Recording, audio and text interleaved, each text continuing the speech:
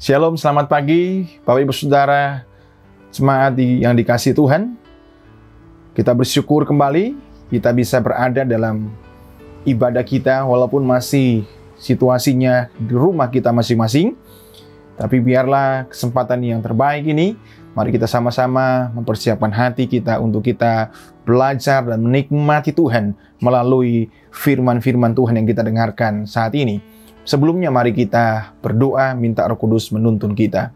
Kami bersyukur Tuhan untuk anugerah kasih setia pemeliharaan Tuhan yang tak pernah habis-habisnya kami rasakan, kami alami, kami nikmati dalam hidup ini. Dan biarlah setiap pujian yang sudah kami naikkan di rumah kami masing-masing, biarlah menjadi suatu persembahan yang berkenan, yang kudus, dan menyenangkan hati-Mu ya Tuhan. Dan biarlah izinkan kami hari ini untuk kami mau belajar isi hati-Mu dari kebenaran firman-Mu. Biarlah hati kami seperti pujian yang kami naikkan tadi, biarlah hati kami rindu akan Engkau, rindu seperti rusa yang benar-benar merindukan air. Taruh rasa haus dan lapar akan kebenaran firman-Mu, sehingga hati kami, hidup kami sungguh-sungguh dipuaskan oleh kebenaran firman-Mu hari ini. Terima kasih Tuhan, urapi hamba-Mu dalam segala keterbatasan dan kekurangan. Tapi kasih karunia, hikmat kuasa Allah memampukan dan menyertai hamba-Mu ini untuk menyampaikan isi hati-Mu bagi setiap kami yang mendengarkannya. Terima kasih Tuhan Yesus, di dalam nama Yesus kami berdoa dan bersyukur. Amin. Bapak Ibu Saudara yang dikasihi oleh Tuhan Yesus Kristus, kita masih melanjutkan bagian seri khotbah atau tema khotbah kita dalam bulan Juli ini, yang tema besarnya adalah pasti ada jalan. Kita percaya bahwa situasi keadaan apapun yang sedang kita alami hari ini, pergumulan-pergumulan apapun, pasti di dalam Yesus ada jalan keluar. Nah, kemarin kita sudah belajar bagaimana perempuan yang 12 tahun mengalami pendarahan. Ketika dia berjumpa dengan Tuhan, dia mengalami kelepasan, dia mengalami pemulihan, hidupnya dipulihkan, kehidupan sosialnya dipulihkan. Dan hari ini secara khusus kita akan berbicara dari kitab Mazmur pasalnya 42, yang saya akan berikan satu tema kecil dengan sebuah pertanyaan begini: di mana Allahmu? Pertanyaan ini seringkali timbul ketika kita dalam suatu situasi yang sulit, situasi yang mungkin berat kita alami, dan seringkali orang melihat kita bahwa wah, ini dia orangnya setia, dia orangnya takut Tuhan, tapi kenapa dia mengalami pergumulan, kenapa dia mengalami penderitaan yang begitu berat. Dan orang mulai mungkin bertanya dengan pertanyaan-pertanyaan sindiran, di mana Allahmu? Kamu setia, kamu taat, tapi di mana Allahmu ketika engkau dalam pergumulan yang berat? Di mana Allahmu ketika engkau dalam masalah yang sulit? Kenapa dia tidak menolong engkau? Dan pertanyaan inilah yang merupakan ungkapan isi hati daripada pemazmur yang akan kita baca bersama hari ini. Dalam Mazmur pasal 42 ayat 1 sampai dengan ayatnya yang ke-6. Bapak Ibu bisa menyimaknya di Alkitab kita masing-masing di rumah kita, dan saya akan membacakannya untuk kita semua. Mazmur pasal 42 ayat 1 sampai dengan ayatnya yang ke-6. Kerinduan kepada Allah. Untuk pemimpin biduan, nyanyian pengajaran Bani Korah. Seperti rusa yang merindukan sungai yang berair, demikianlah jiwaku merindukan Engkau ya Allah. Jiwaku haus kepada Allah yang hidup. Bilakah aku boleh datang melihat Allah? Air mataku menjadi makananku siang dan malam. Karena sepanjang hari orang berkata kepadaku, di mana Allahmu? Inilah yang hendak ku ingat. Sementara jiwaku gundah gulana. Bagaimana aku berjalan maju dalam kepadatan manusia, mendahului mereka melangkah ke rumah Allah dengan suara sorak-sorai. dan nyanyian syukur dalam keramaian orang-orang yang mengadakan perayaan. Mengapa engkau tertekan, hai jiwaku, dan gelisah di dalam diriku?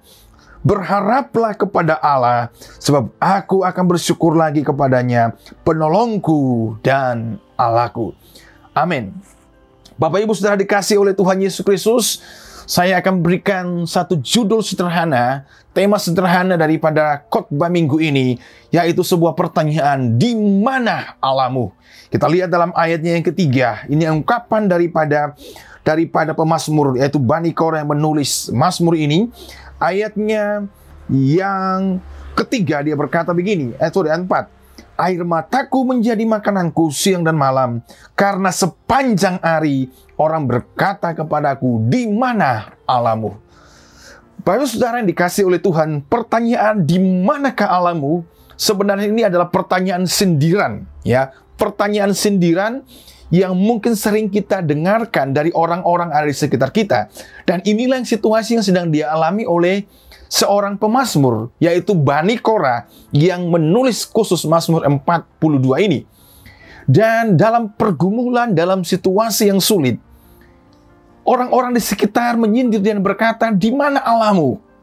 Bapak bisa menjelaskan sedikit bahwa Bani Korah ini adalah, kalau kita baca dalam kitab Imamat, kitab Bilangan, Keluaran, Bani Korah adalah bagian daripada suku Lewi, keturunan suku Lewi, yang mereka adalah orang-orang yang dikhususkan untuk melayani puji-pujian di Bait Allah. Mereka adalah orang-orang saleh, mereka adalah orang-orang yang setia melayani.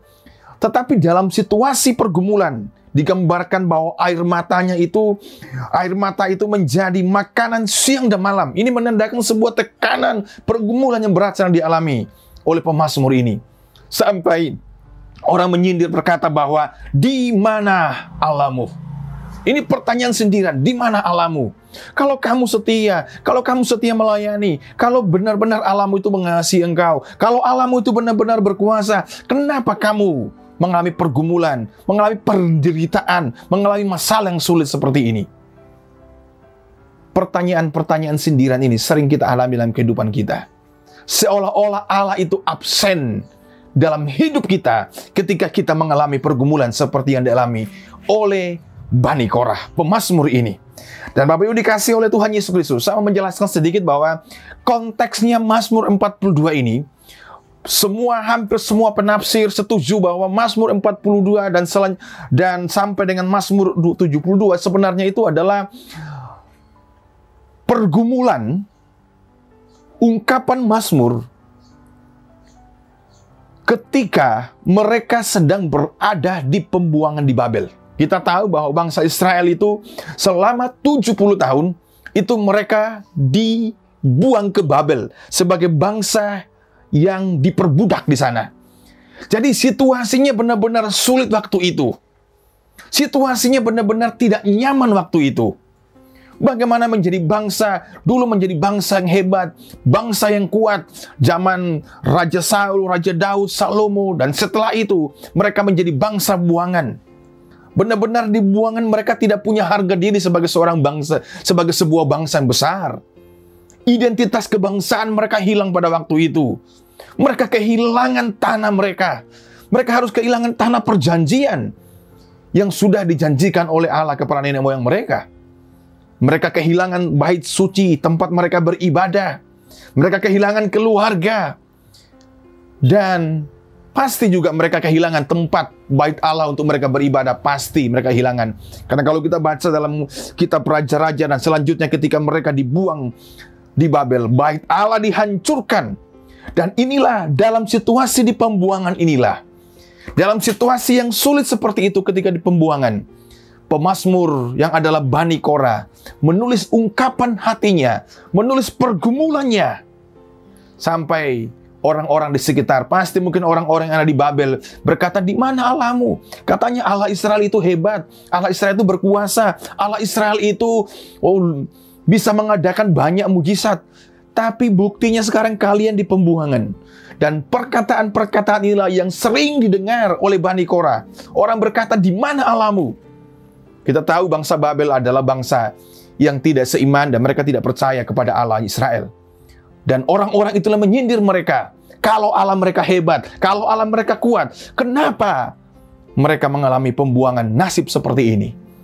Dan Bapak Ibu dikasih Tuhan Yesus Kristus, kira-kira seperti itulah situasinya. Ketika Mazmur 40 ditulis, situasinya bukan tempat yang nyaman. Makanya pemazmur mengatakan bahwa siang malam itu air mata menjadi makanannya. Dan orang menyindir dia, di mana Allahmu? Seolah-olah Allah absen dalam kehidupan mereka. Seolah-olah Allah dikarantina dan tidak bisa berbuat apa-apa. Dan hari ini, Bapak dikasih oleh Tuhan Yesus Kristus, pertanyaan-pertanyaan yang dialami oleh pemazmur ketika mereka di pembuangan. Sering pula kita mendengarkan orang-orang mungkin menyindir kita. Di mana Allahmu? Katanya dia baik, katanya dia berkuasa, katanya dia sanggup menolong. Tapi kehidupanmu kok seperti ini? Kok kehidupanmu banyak sekali kesulitan? Kehidupanmu kok banyak sekali pergumulan?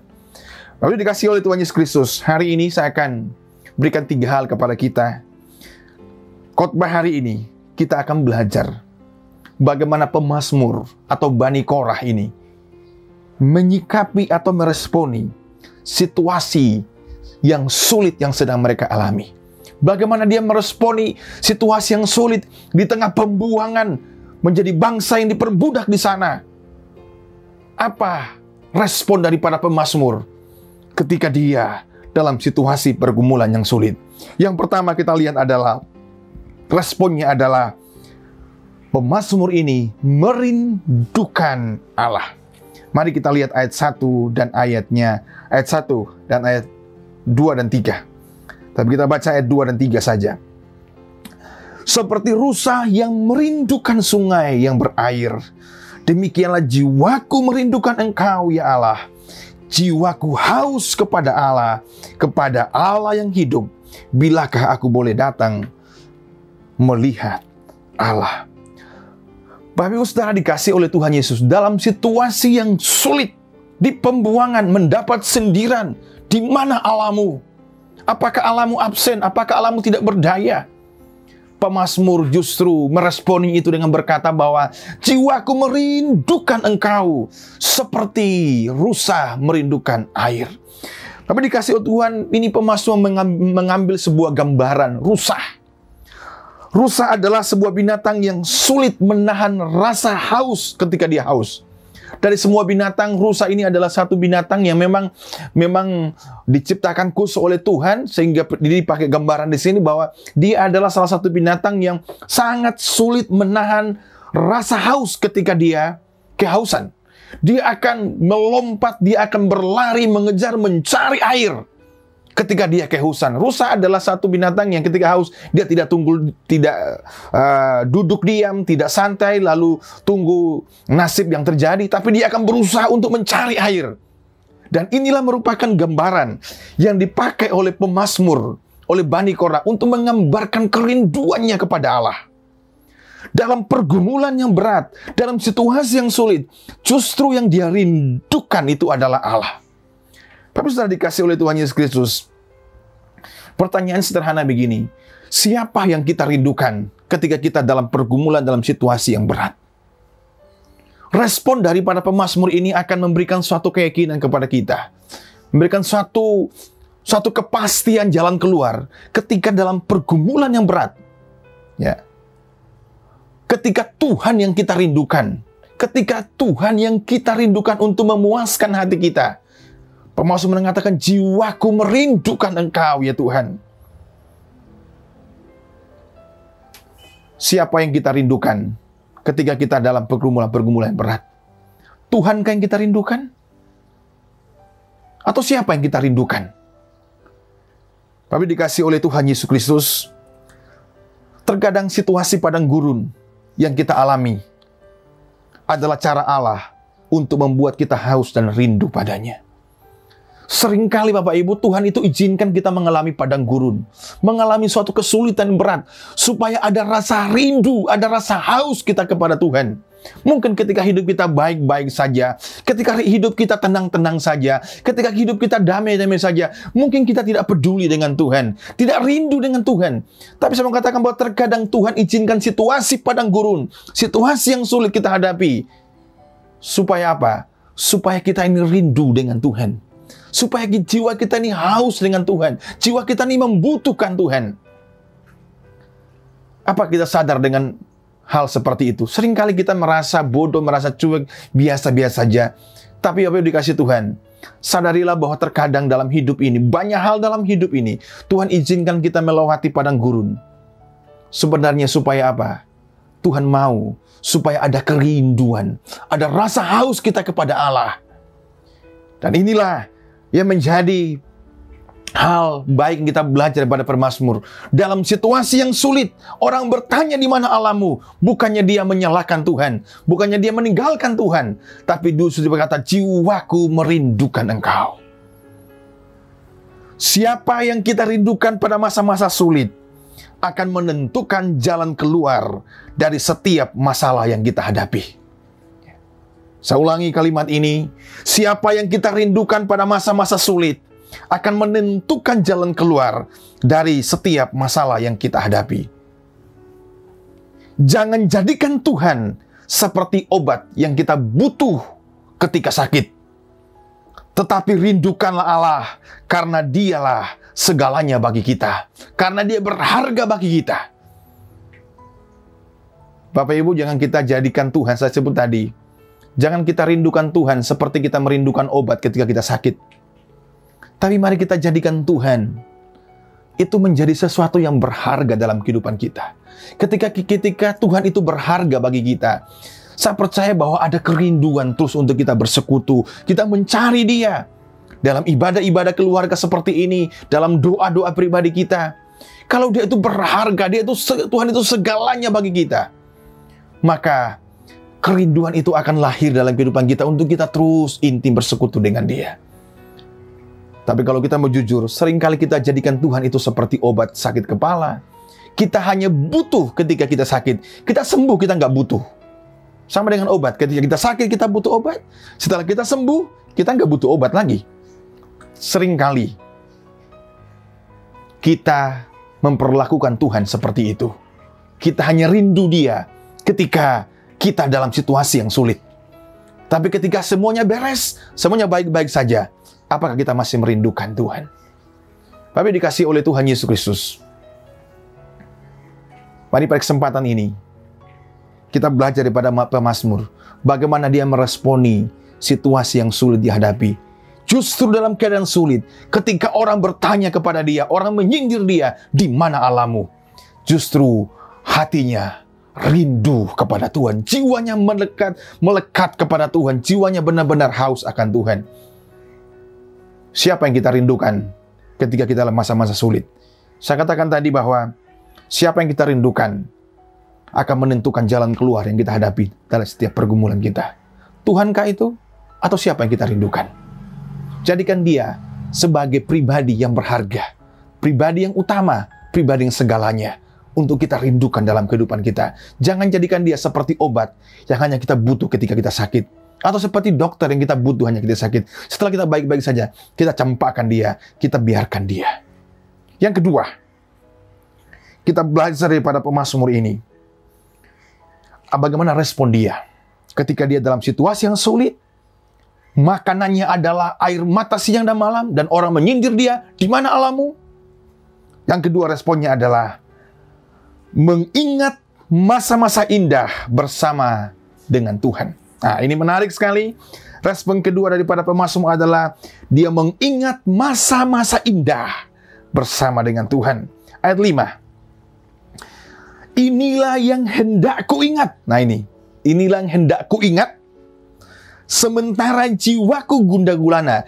Jadi ketika jiwanya sedang kacau, jiwanya sedang hancur, jiwanya sedang tertekan, jiwanya sedang gundah gulana, inilah dia ingat. Apa yang dia ingat? Bagaimana aku berjalan maju dalam kepadatan manusia, mendahului mereka melangkah ke rumah Allah, dan dengan suara sorak-sorai dan nyanyian syukur dalam keramaian orang-orang yang mengadakan perayaan. Pemazmur ini, Bani Korah ini, Ketika dia situasi jiwanya tertekan, jiwanya gundah gulana, dia mengingat masa-masa ketika mereka masih di Israel, mereka masih di Yehuda, ketika mereka beribadah kepada Tuhan. Dia melihat bagaimana begitu indahnya orang datang beribadah kepada Tuhan. Orang saling mendahului untuk melangkah ke rumah Tuhan. Orang dengan suara bersorak-sorai memuji Tuhan.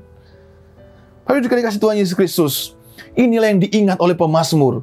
Situasi yang sulit, jiwanya tertekan, jiwanya mengalami masalah yang begitu luar biasa.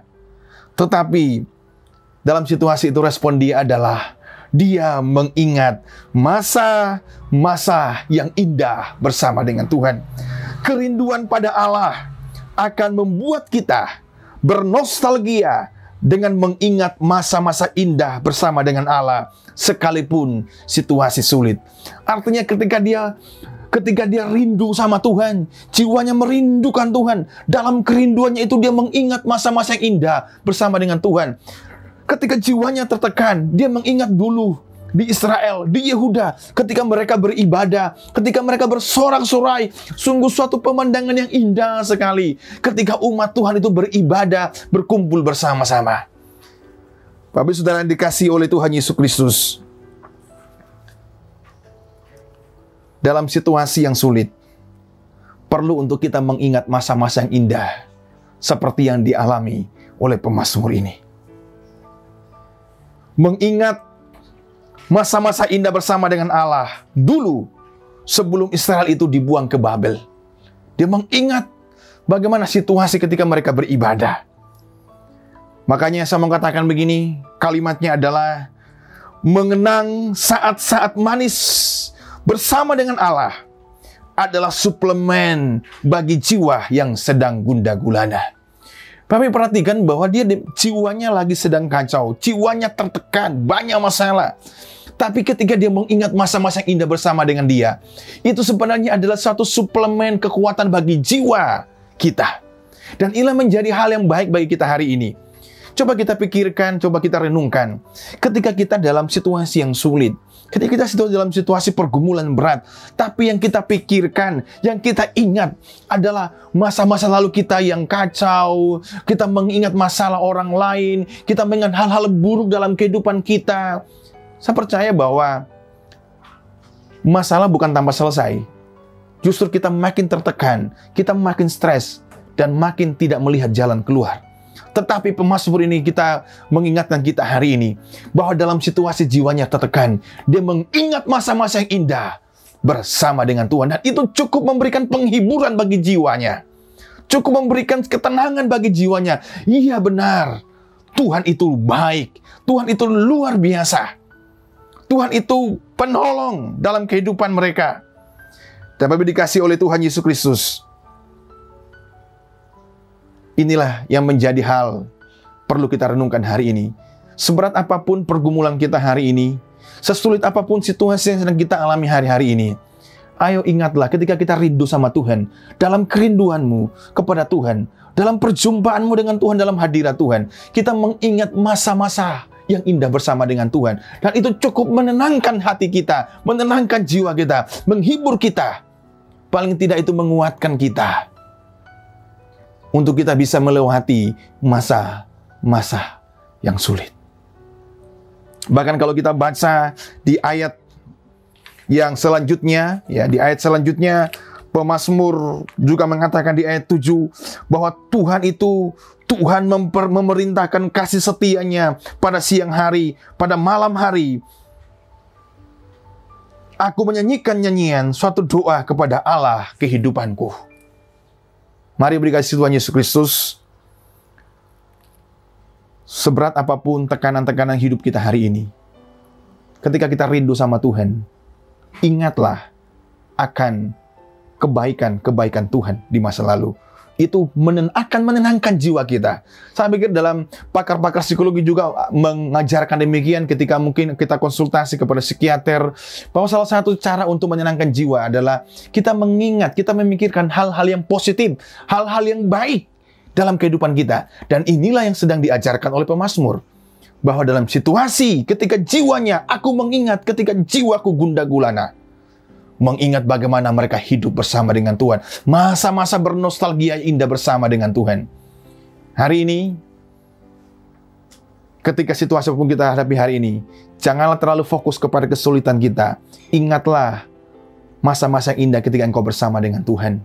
Bagaimana Tuhan menolong kita, bagaimana Tuhan membela kita, bagaimana Tuhan melepaskan hidup kita. Itu ingatlah itu, dan itu cukup menenangkan, menguatkan jiwa kita melewati masa-masa yang sulit. Lalu dikasih oleh Tuhan Yesus Kristus, bahkan di dalam Filipi pasal 4 ayat 8, Paulus mengatakan bahwa semua yang manis didengar, semua yang sedap didengar, semua yang mulia, dan lain-lain itu bisa kita cek dalam Filipi 4:8. Paulus mengatakan, pikirkanlah semuanya itu. Hari ini, mari dalam kehidupan kita, situasi apapun yang sedang kita alami hari ini, ayo mengingat masa-masa yang indah ketika engkau bersama dengan Tuhan. Dalam situasi sulit, kita mengingat masa-masa buruk, justru akan makin menekan, membuat kita tidak mampu melihat jalan keluar. Tapi ketika kita mengingat, bernostalgia dengan album hidup kehidupan kita pada masa lalu, yang album itu penuh dengan cerita-cerita yang indah bersama dengan Tuhan, itu diingat, dan itu akan menguatkan jiwa kita. Tetap kuat untuk bertahan menghadapi pergumulan-pergumulan kehidupan. Dan itulah pesan yang sedang diajarkan oleh pemazmur untuk kita. Yang ketiga, yang terakhir, apa yang menjadi respon daripada pemazmur ketika dia dalam situasi yang sulit. Ketika dia berkata bahwa siang malam makanannya adalah air mata. Bahkan orang menyindir dia, di mana Allahmu? Bagaimana dia merespon situasi tersebut? Selain dia rindu kepada Allah, selain dia mengingat masa-masa yang indah bersama dengan Tuhan, walaupun jiwanya gundah gulana. Yang ketiga, apa respon dia? Adalah mengendalikan perasaan dengan pikiran. Ayat 6, kita lihat ayat 6. Mengendalikan perasaan dengan pikiran. Ayat 6, mengapa engkau tertekan, hai jiwaku, dan gelisah dalam diriku? Berharaplah kepada Allah, sebab aku akan bersyukur lagi kepadanya, penolongku dan Allahku. Perhatikan kalimat pertama, kedua di ayat 6. Mengapa engkau tertekan, hai jiwaku, dan gelisah di dalam diriku. Bapak saudara dikasih oleh Tuhan Yesus Kristus, kalau kita membaca ayat ini, seolah-olah itu ada dua pribadi yang saling bertentangan, yaitu pikiran dan jiwa dalam diri pemazmur. Ya. Jadi seolah-olah ada dua pribadi yang saling bertentangan, yaitu antara pikiran dan jiwa. Ya. Pikiran dan perasaan. Ya. Dikatakan bahwa, mengapa engkau tertekan, hai jiwaku, dan gelisah dalam diriku. Pikiran itu mewakili pengenalan akan Allah. Konsep kita tentang Allah. Jadi pikiran kita berbicara tentang bagaimana kita mengenal Allah, bagaimana konsep kita yang benar tentang Allah. Jiwa itu berbicara tentang perasaan kita. Perasaan yang merespon persoalan-persoalan hidup yang kita hadapi. Jadi jiwa itu berbicara tentang bagaimana perasaan kita, bagaimana suasana hati kita merespon situasi, keadaan yang sedang kita hadapi. Selama ini kalau kita membaca bahwa selama ini dari ayat sebelumnya, pemazmur dikuasai oleh perasaannya.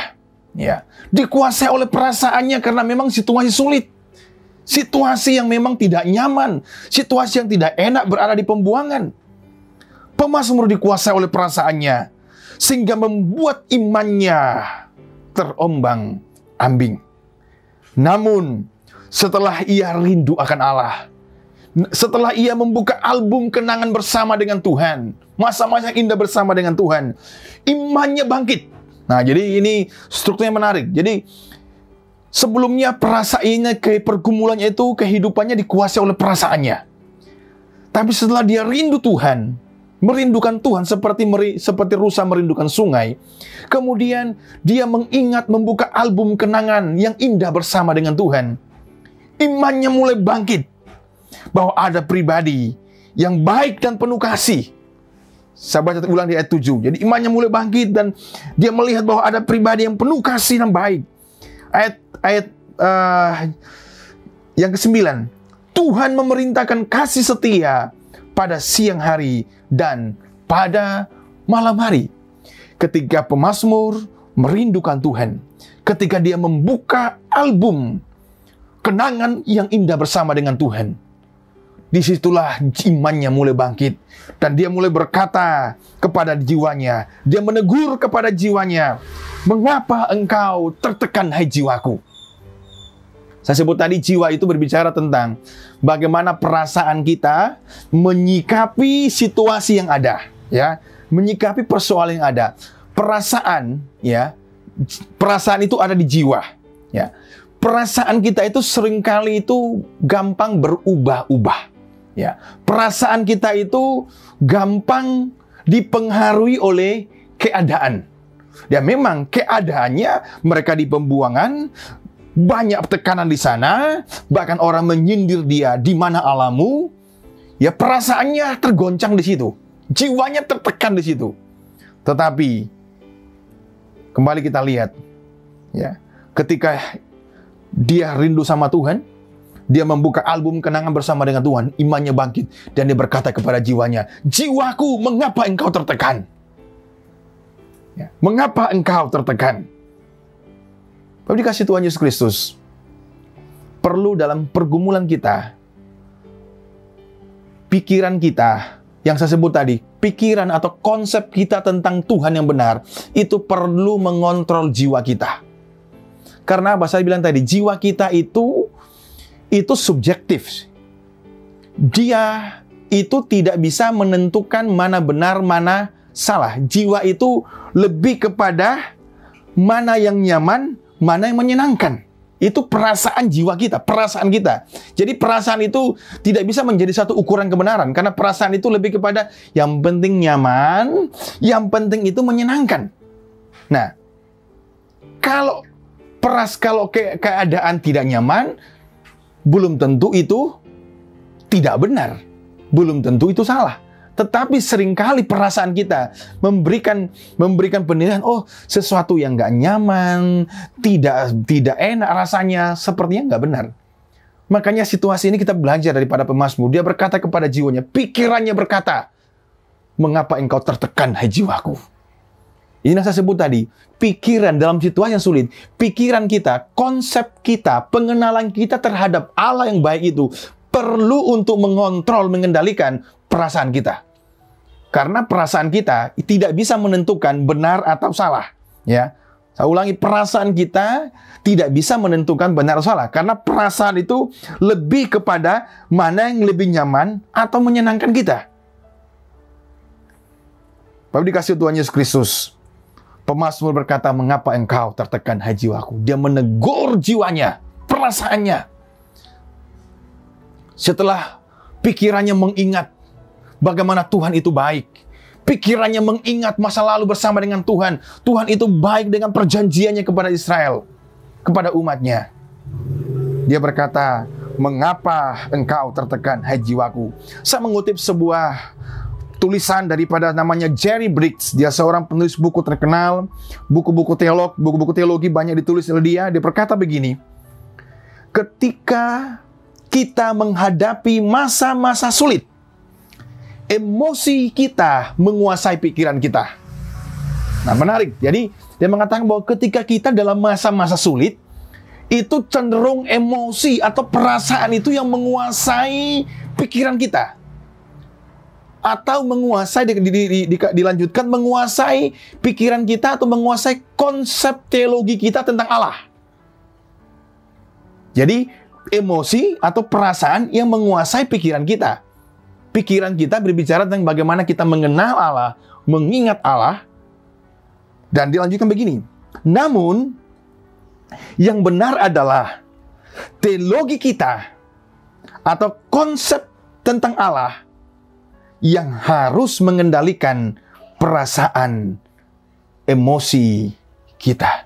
Dengan kata lain, Jerry Bridges mau mengatakan bahwa seharusnya benar adalah pikiran kita teologi kita, konsep kita yang benar tentang Allah, seharusnya yang harus menguasai atau mengendalikan perasaan kita dalam masa-masa sulit.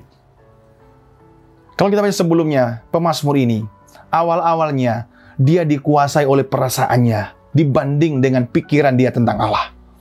Tetapi setelah dia rindu sama Tuhan, dia membuka album nostalgia, kenangan indah bersama dengan Tuhan. Dia mengingat bahwa Tuhan itu baik. Imannya bangkit dan pikirannya berkata kepada jiwanya, "Jiwaku, mengapa engkau tertekan?" Hari ini, Bapak dikasih Tuhan Yesus Kristus, seberat apapun pergumulan kita, sesulit apapun pergumulan kita, selama apapun kita bergumul dengan sesuatu hari ini, ayo hari ini, janganlah perasaan itu baik, perasaan itu penting, tapi janganlah perasaan kita yang menguasai kita, yang mengontrol kita, sehingga membuat kita terombang-ambing. Tapi biarkanlah pikiran kita tentang Allah, pikiran kita yang sudah memiliki konsep yang benar tentang Allah, itulah yang menguasai kita. Makanya, Jerry Bridges mengatakan bahwa ketika kita menghadapi masa-masa sulit, emosi, perasaan sering menguasai pikiran kita. Namun dia berkata, yang benar adalah pikiran kita, teologi kita, konsep tentang Allah yang harusnya mengendalikan perasaan atau emosi kita dalam masa-masa sulit. Saya percaya ketika kita seperti itu, kita akan mampu melewati situasi yang sulit. Kita akan mampu melewati masa-masa yang sukar. Ada jawaban dalam setiap pergumulan kita. Saya akhiri dengan kalimat ini. Ketika situasi sulit, perasaan kita akan berkata, ya, perhatikan, ketika situasi sulit, perasaan kita akan berkata, Allah itu jauh, Allah itu tidak menolong kita, Allah itu absen. Tetapi pikiran kita, atau saya sebut tadi, konsep teologi kita tentang Allah yang benar, akan berkata, Allah tidak jauh, Ia dekat, bahkan Ia merasakan pergumulan kita. Itulah pikiran kita, konsep kita tentang Allah. Ketika perasaan kita terombang-ambing dalam situasi sulit, dan kita berkata, Allah absen dalam hidup saya, Allah tidak mengasihi saya, itu perasaan kita. Ketika engkau mengalami pergumulan, merasa bahwa Allah itu kok seolah-olah jauh, itu perasaan kita. Tapi biarlah dalam situasi yang sulit, izinkanlah pikiran kita yang mengendalikan perasaan kita. Pikiran tentang Allah yang benar, konsep kita tentang Allah yang benar, Allah yang penuh kasih, Allah yang berdaulat, Allah yang mengasihi. Biarlah itu boleh mengontrol perasaan kita, sehingga dalam situasi apapun kita tidak merasa Allah itu jauh, tapi Allah itu dekat. Bahkan Dia merasakan pergumulan kita. Bapak dikasih oleh Tuhan Yesus Kristus, hari ini apapun situasi dan pergumulan kita hadapi, mari kita belajar daripada Pemazmur 42 ini. Ada 3 hal yang dia lakukan ketika dia menghadapi masa-masa sulit. Pertama, dia rindu sama Tuhan. Dia merindukan Tuhan. Siapa yang kita rindukan hari ini ketika engkau dalam pergumulan yang berat? Siapa yang engkau rindukan hari ini? Tuhankah atau siapakah? Siapa yang kita rindukan akan menentukan jalan keluar yang kita hadapi. Yang kedua adalah pemazmur. Dia mengingat masa-masa indah bersama dengan Tuhan, walaupun jiwanya sedang gundah gulana. Ini penting bagi kita.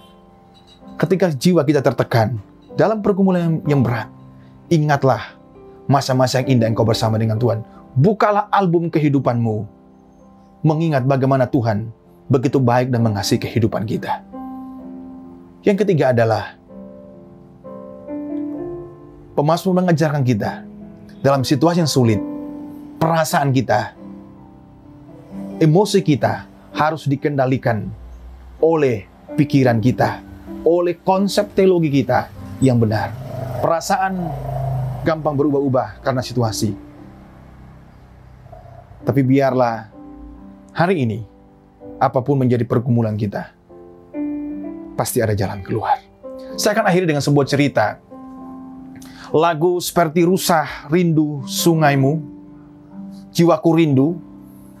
Saya mendapati lagunya ditulis oleh seorang namanya ditulis oleh seorang yang bernama Martin Jemistrom. Ya, Martin Jemistrom ini dia menulis lagu ini sekitar tahun 1981. Saya belum lahir. Lagu ini ditulis bukanlah di dalam situasi ketika dia lagi benar-benar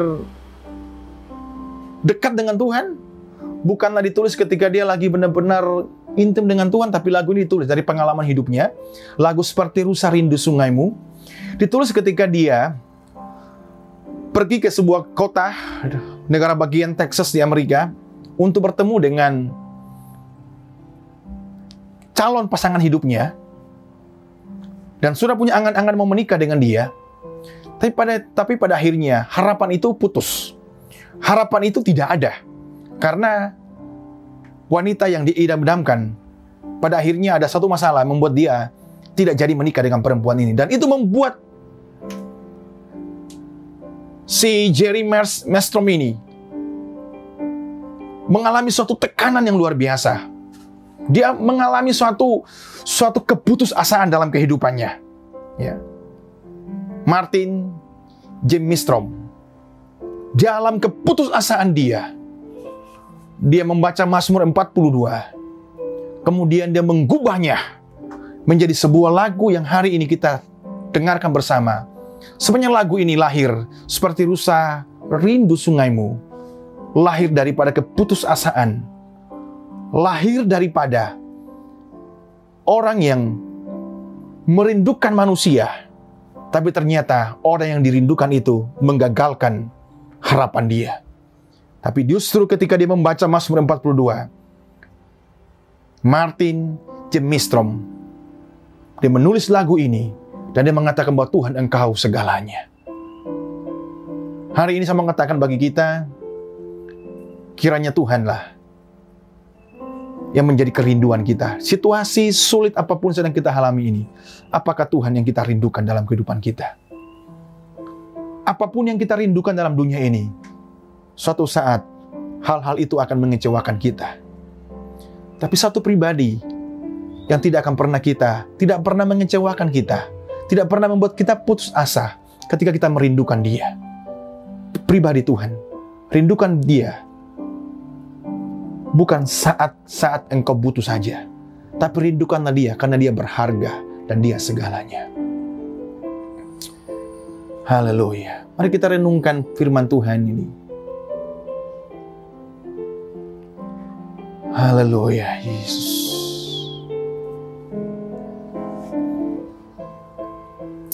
Terima kasih Tuhan. Yesus, Kau berarti bagi kami.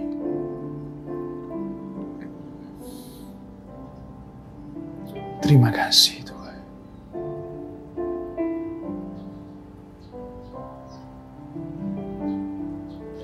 Yesus,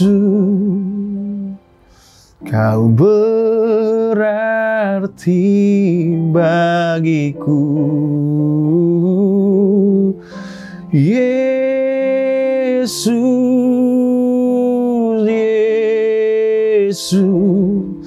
Kau segalanya bagiku.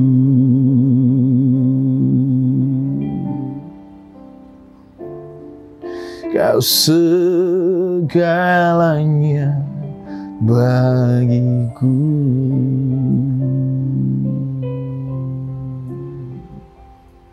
Tuhan, kami bersyukur hari ini untuk kebenaran firman-Mu. Mengingatkan kami belajar daripada pemazmur. Seringkali pergumulan yang begitu berat dalam kehidupan kami membuat jiwa kami tertekan, membuat kami mungkin seringkali mendapat sindiran dari orang-orang di sekitar kami, di mana Allahmu. Tapi kami belajar daripada pemazmur melalui firman-Mu hari ini, bagaimana kami menyikapi situasi yang sulit. Untuk kami mampu melihat ada jalan keluar, kami harus merindukan Engkau sebagai pribadi yang utama dan berharga dalam kehidupan kami. Kami mengingat masa-masa yang indah bersama dengan Engkau. itu cukup menyenangkan jiwa kami yang sedang tertekan. Kami mampu mengendalikan perasaan kami yang liar, perasaan kami yang tidak menentu, yang terombang-ambing karena tekanan berat. Kami mengendalikan perasaan kami dengan pikiran kami, dengan konsep teologi kami yang benar tentang Allah. Dan itulah hal-hal yang berharga yang kami dapat dari kebenaran-Mu hari ini melalui pemazmur.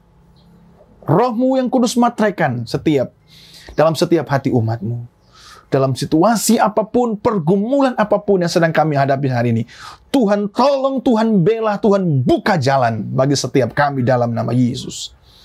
Terima kasih Tuhan. Kami bersyukur kepada Tuhan untuk kebenaran firman-Mu.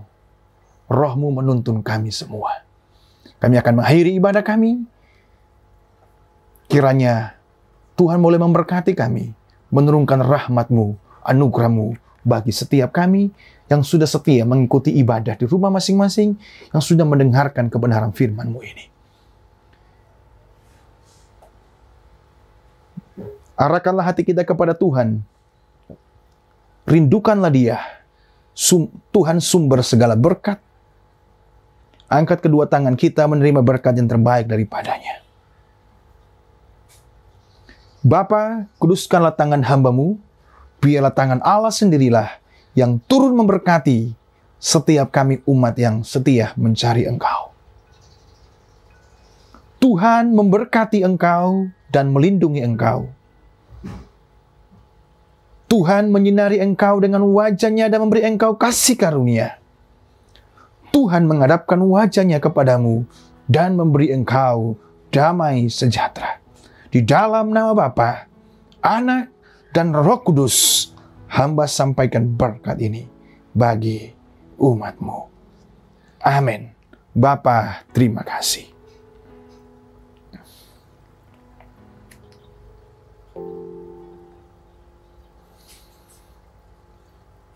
Bapa, terima kasih. Bapa, terima kasih. Bapa di dalam surga, ku berterima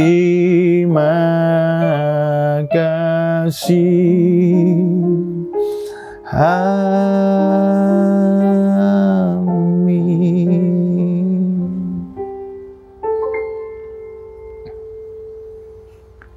Puji Tuhan, ibadah kita sudah selesai dan selamat hari Minggu untuk kita semua. Kiranya Tuhan selalu memberkati dan menyertai kita semua. Sampai berjumpa pada ibadah-ibadah kita selanjutnya. Shalom.